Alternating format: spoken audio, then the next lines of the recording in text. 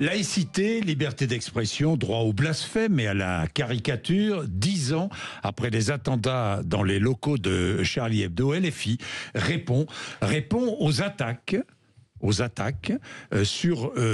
qui sont proférées contre LFI sur la position d'LFI. Eh bien, ce matin, LFI répond par la voix d'Antoine Léaumont, qui est député LFI de l'Essonne. Bonjour.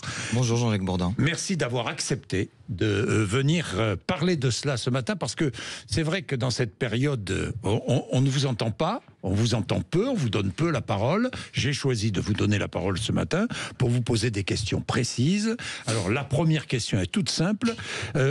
Tout le monde la pose d'ailleurs. Êtes-vous Charlie? Je rappelle que Charlie, c'est la défense de la laïcité, l'esprit Charlie. Je ne parle pas du journal.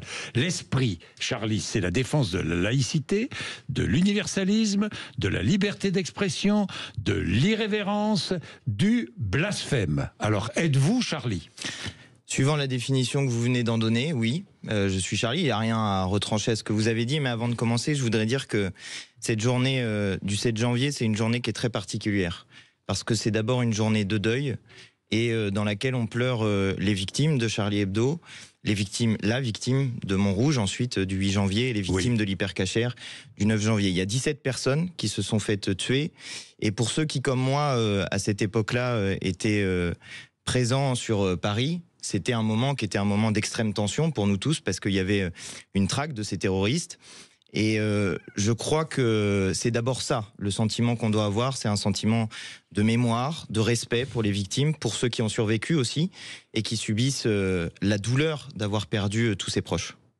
Bien, Charlie Hebdo, à vos yeux, est-il un journal islamophobe? Si je vous pose la question, Antoine Léaumont, c'est parce que j'ai lu Manuel Bompard. Leur ligne politique se rapproche de plus en plus de l'extrême droite. C'est ce que dit Manuel Bompard. Est-ce que vous dites la même chose? Justement, il y a un sujet qui est posé, parce que être Charlie en 2015, clairement, c'était une ligne d'opposition frontale avec l'extrême droite.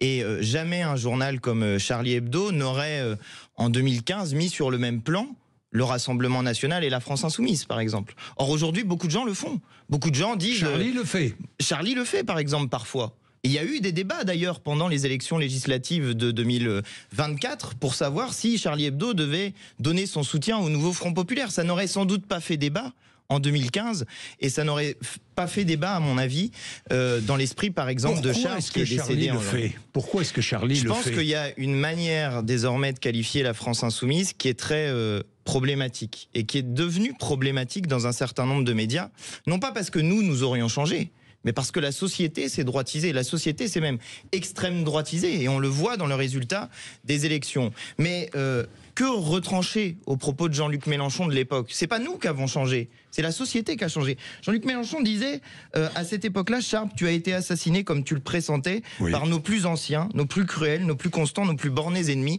les fanatiques religieux. Il n'y a rien à retrancher à ça.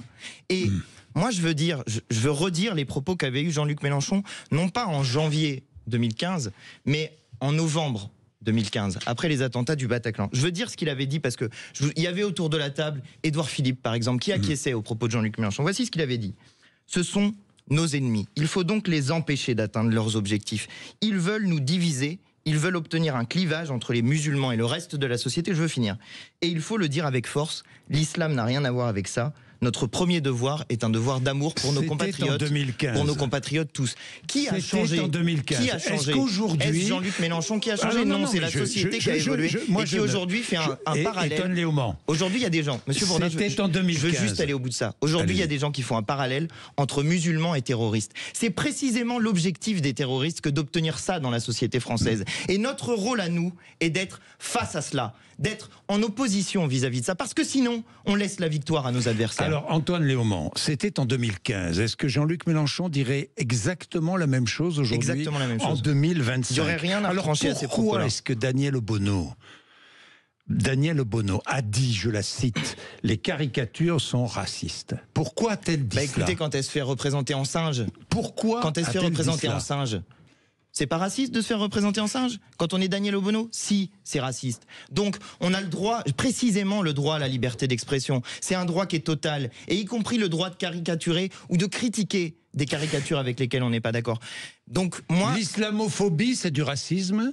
eh bien, justement, je suis content que vous me posiez la question parce que souvent sur ce sujet-là, souvent sur ce sujet-là, il y a un débat. Parce que l'islamophobie, le mot même d'islamophobie, si on le prend étymologiquement, ce qu'il veut dire, c'est la peur d'une religion. Et d'une certaine manière, certains disent que on peut légitimement. Vous avez peur de l'extrémisme. Vous avez peur de l'extrémisme islamiste. Moi, j'ai jamais peur. Je combats. Et l'extrémisme islamiste, il se combat par des moyens de renseignement et des moyens d'action précises. Mais je voudrais répondre à votre question sur l'islamophobie parce que ça avait fait débat, notamment en 2020. Et Jean-Luc Mélenchon avait fait une interview à Libération que je trouvais assez précise.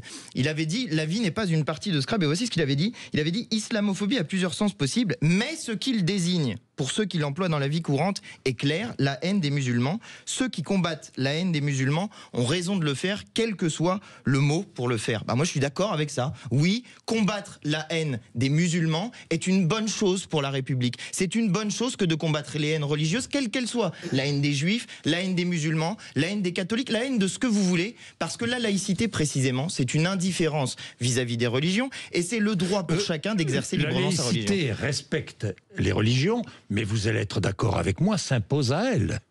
Comment ? La laïcité s'impose à elle. Précisément, vous allez être d'accord avec moi, j'imagine. Il y a des règles qui sont définies. Les lois de la République s'imposent à toutes les lois religieuses. Bien sûr. On est bien d'accord. Mais il n'y a pas de... Non, mais parce que parfois on a des doutes sur vos positions. Mais non, il n'y a pas de doute sur le sujet. La règle est très simple. La loi doit être c'est la déclaration des droits de l'homme et du citoyen. La loi doit être la même pour tous, soit qu'elle protège, soit qu'elle punisse. Voilà, il n'y a pas d'exception à ça. Mais moi j'ai une autre question à vous poser. Est-ce qu'on peut se dire Charlie aujourd'hui et ne pas se battre pour la libération de Boualem Sansal ?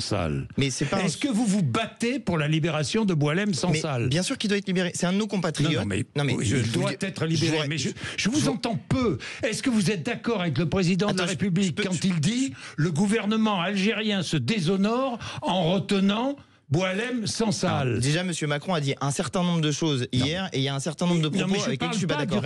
Mais sur Boualem Sansal, est-ce qu'il a raison ou pas ? Je vais vous répondre, M. Bourdin. Sur Boualem Sansal, il est actuellement incarcéré de toute évidence pour ses positions politiques. Et bien précisément, défendre la liberté d'expression, c'est défendre la libération de Boualem Sansal, qui est un de nos compatriotes. Vous défendez la libération de Boualem Sansal ? Il doit être libéré, bien sûr, puisqu'il est mis en prison pour cette position-là. Maintenant, est-ce que je suis d'accord avec ce qu'il dit, par exemple, quand il soutient Gérard Depardieu ? Vous voulez sa libération, mais vous dites Monsieur Bourdin, bon, il est en prison, Bourdin, je défends mordicus ma liberté d'expression. Ma liberté d'expression, c'est de dire à la fois je veux qu'il soit libre parce qu'il ne doit pas être incarcéré pour des opinions politiques, mais je ne suis pas d'accord avec un certain nombre de ses opinions politiques. C'est ma liberté d'expression de le dire et j'ai le droit de faire ça. J'ai le droit d'être du côté de la liberté d'expression, quoi qu'il arrive. Je vous repose la question, vous ne m'avez pas répondu. Si, je vous ai répondu. Mais non, le gouvernement algérien, non. Est-ce que le gouvernement algérien se déshonore en retenant en détention Boualem Sansal ? Eh bien, ma liberté d'expression, c'est de ne pas utiliser les mêmes mots. Mais moi, je demande sa libération. C'est un de nos compatriotes. Donc, le gouvernement algérien... Mais vous voulez que je vous fasse la liste des gouvernements qui se déshonorent ? Monsieur Macron se déshonore quand il dit aux pays d'Afrique, quand Monsieur Macron dit aux pays d'Afrique que sans la France, ils n'auraient pas leur souveraineté, Monsieur Macron se déshonore. Ça vous va comme réponse ? Dites-moi, est-ce que c'est... vous pensez aux soldats français morts en Afrique dans leur lutte contre le djihadisme, dans leur lutte contre le djihadisme, et qui ont permis à des dirigeants africains de se maintenir au pouvoir ? Non, précisément, Monsieur Bourdin. Moi, je pense aux soldats. Je pense aux soldats qu'on a envoyés combattre le djihadisme. Et je pense... Heureusement. Mais je pense aux soldats... Qu'ils ont combattu le djihadisme. Monsieur Bourdin, moi, bien sûr, mais heureusement. Mais je pense aux soldats, et moi j'ai une pensée pour eux. Parce que ce qui déshonore la parole de la France est mauvais pour nos soldats. Et en l'occurrence, la parole de Monsieur Macron, à l'endroit des pays d'Afrique, déshonore la parole de la France. Merci Antoine Léaumont, dans tous les cas, d'avoir accepté de venir. Et merci d'avoir répondu à mes questions. Mais bien sûr, la parole, ici, je parle de liberté. On parle beaucoup de liberté d'expression. Écoutez, moi je tiens absolument à la liberté d'expression. On peut poser des questions qui sont dérangeantes, on ne peut ne pas aimer, mais ici, tout le monde sera invité. Et tant que vous laissez répondre les gens jusqu'au bout et que vous ne coupez pas la parole, ça permet effectivement de donner sa position. Il est très bien, Bourdin. Non, mais précisément, c'est pour ça que j'ai accepté de venir chez vous, parce que je sais que c'est possible. Bien, merci.